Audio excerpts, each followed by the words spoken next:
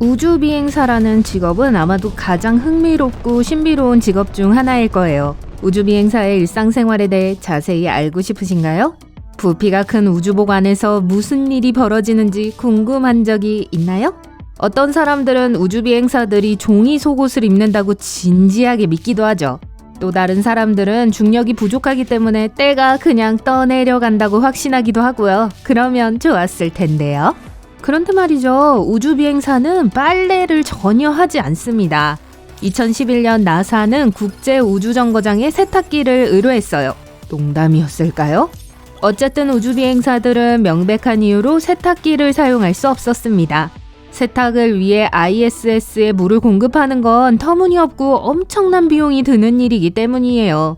그래서 우주비행사들은 갓 세탁한 침구류라든가 하는 것들은 꿈만 꾸는 수밖에 없습니다. 대신 다른 물품과 마찬가지로 지구에서 정거장으로 새 옷이 배달돼요. 안타깝게도 말 그대로 우주로 무엇이든 발사하는 데 드는 비용이 엄청나기 때문에 이런 일은 자주 일어나지 않습니다. 따라서 우주비행사는 옷을 지구에서보다 훨씬 더 오랫동안 입고 있어야 해요. 이 상황을 조금이라도 낫게 만드는 유일한 건 우주비행사들이 우주에서 후각을 일부 잃는 경향이 있다는 거예요. 인터뷰에 응한 일부 우주비행사들은 예를 들어 몇 달 동안 같은 반바지를 입고 속옷을 3, 4일에 한 번만 갈아입는다고 인정했습니다. 우주비행사들이 잘 보이기 위해서가 아니라 편안함과 편리함을 위해 옷을 입는다는 건 놀라운 일이 아닙니다. 우주비행사의 일반적인 복장은 반팔 셔츠와 긴 카고 팬츠로 구성돼 있어요. 지구에서 우리가 입는 평범한 옷이죠. 특별한 건 없습니다. 하지만 온도 조절이 가능한 ISS 내부를 벗어나면 당연히 특별한 옷이 필요해요. 바로 두툼한 우주복입니다. 우주복은 햇볕이 내리쬐는 121도에서 그늘이 드리워진 영하 157도에 이르는 엄청난 온도 변화로부터 우주비행사를 보호해줘요. 하지만 이 모든 보호장치와 체온을 배출하는 냉각 튜브가 있어도 우주비행사는 땀을 흘리며 우주비행을 해야 합니다. 우주활동용 우주복을 입는다는 건 몇 시간 동안의 고된 작업을 의미할 수 있습니다. 우주비행사들은 체온과 압력을 유지하기 위해 여러 겹의 옷을 입는 경우가 많다는 사실도 잊지 마세요. 그리고 이러한 레이어에는 긴 속옷처럼 몸에 꼭 맞는 내부 의류가 포함됩니다. 이 아이템은 종종 다시 입거나 공유하기도 합니다. 그리고 ISS에는 세탁기가 없으니 무슨 말인지 아시겠죠?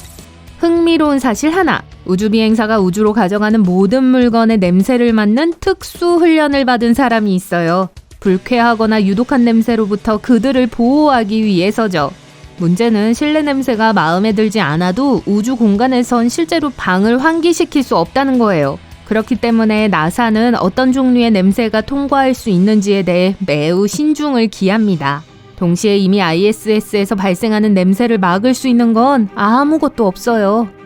어쨌든 우주복과 그 안의 옷은 계속 반복해서 사용하게 돼요. 그리고 곧 악취뿐만 아니라 위생 및 건강 문제에 대해 걱정하기 시작하죠. 생물오염의 놀라운 가능성이 발생합니다. 여기에는 박테리아, 체액 및 기타 이물질이 포함돼요. 예를 들어 달과 같이 더 긴 임무를 생각하면 상황은 더욱 심각해집니다. 동시에 우주복 안을 지속적으로 세척하는 것은 완전히 비현실적이고요. ISS에서 물은 일상적인 일에 낭비하기에는 너무 귀중해요. 그래서 나사는 유럽 우주국 및 기타 기관과 함께 전문가들에게 우주복의 생물학적 오염 문제를 해결할 수 있는 원단을 개발해달라고 요청했어요. 나사가 수행한 셔틀 프로그램에서 우주복은 2주 정도의 짧은 여행에만 사용해야 했어요. 하지만 우주비행사들은 ISS에서 훨씬 더 오랜 기간 생활하기 시작했습니다. 그래서 우주복의 수명을 최대 6년으로 연장해야 했죠. 미생물이 이전보다 훨씬 더 걱정스러운 문제가 된 것도 당연해요. 그래서 10여 년 전 한 전문가 팀이 우주복에 서식하는 미생물과 박테리아를 제거하는 다양한 방법을 연구하기 시작했습니다. 연구팀은 직물을 5cm 정사각형으로 잘라 페트리 접시에 넣고 이 샘플에 몇 가지 곰팡이와 박테리아를 배양했어요. 그들이 사용한 직물 중 일부는 구리가 주입되었습니다. 구리는 항균성이 매우 뛰어난 물질이에요. 박테리아가 이 원소에 닿으면 세포벽과 세포막이 불안정해집니다. 금속의 이온은 미생물을 손상시켜 더 취약하게 만들어요. 나사 과학자들은 실리콘과 은으로 처리된 직물을 사용하기도 했습니다. 후자도 접촉한 세균에 구리만큼 독성이 있는 것으로 밝혀졌어요. 지난 14일 동안 옷감에서 자란 물질을 관찰한 결과 연구진은 단 하나의 화합물만이 박테리아와 곰팡이를 억제하는 데 성공했다는 사실을 발견했습니다. 병원 드레싱 등을 소독하는 데 일반적으로 사용되는 은 분자 용액이었어요. 하지만 이 금속의 이유는 너무 과하게 작동하는 걸로 판명됐어요. 말 그대로 모든 것을 제거하니까요. 그리고 완전한 무균 상태는 득보다 실이 많을 수 있고요. 우리의 장기와 피부를 건강하게 유지하려면 수백만 개의 미생물로 구성된 균형 잡힌 생태계가 필요합니다. 22년 나사는 차세대 우주복을 개발하기 위해 미국 기업 엑시움 스페이스와 콜린스 에어로스페이스를 고용했습니다. 그리고 곧 프로토타입 우주복이 등장했죠. 이 우주복은 아르테미스 3호 임무에서 사용되도록 설계됐어요. 이 탐사의 주요 목표는 자연위성의 남극에 승무원을 착륙시키는 거예요. 이 우주복은 잠재적으로 생물학적 오염을 줄일 수 있는 항균 특성을 가진 직물을 사용해야 해요. 또한 이 우주복의 냉각 시스템은 물 루프에 살균제를 추가해서 미생물 축적을 방지하는 데 도움이 될 거예요. 이제 우주복에 대해 좀 더 자세히 이야기해 보겠습니다.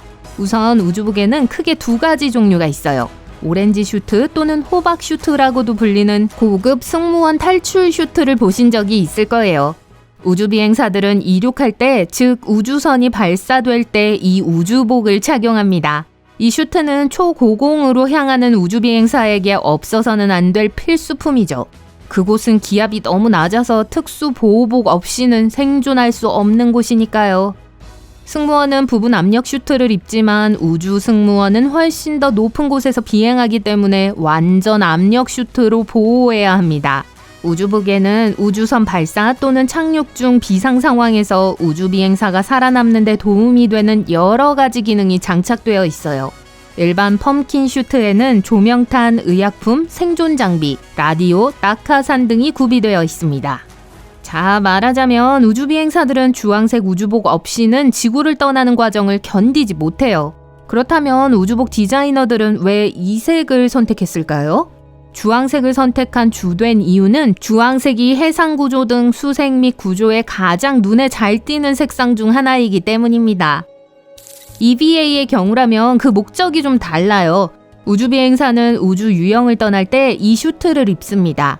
이 우주복은 극한의 온도와 진공에 가까운 우주 공간의 혹독한 환경으로부터 우주비행사를 보호해줘요.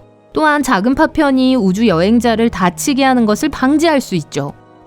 EVA 슈트가 오렌지색 슈트보다 훨씬 부피가 크다는 걸 눈치채셨을 텐데요. 여러 겹의 단열재와 두꺼운 보호 원단으로 되어 있기 때문이에요.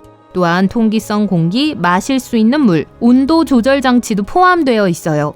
우주비행사는 우주유영을 할 때마다 우주 정거장에 묶는 밧줄을 사용하는데 테더가 끊어질 경우를 대비해 우주복에는 백업 시스템이 있습니다.